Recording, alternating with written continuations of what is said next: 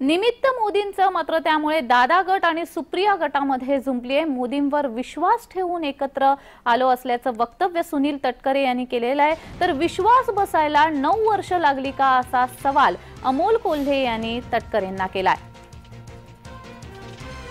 निमित्त मोदींचं मात्र यामुळे दादा गट आणि सुप्रिया गटामध्ये जुंपलेली पाहायला मिळाली।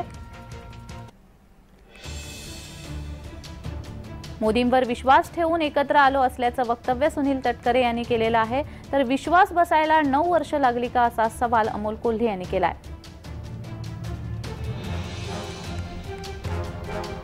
आम्ही सर्वजण एकत्रितपणे आगामी येणाऱ्या लोकसभेच्या निवडणुकीला सामोरं जाण्याचा निर्धार केलेला आहे।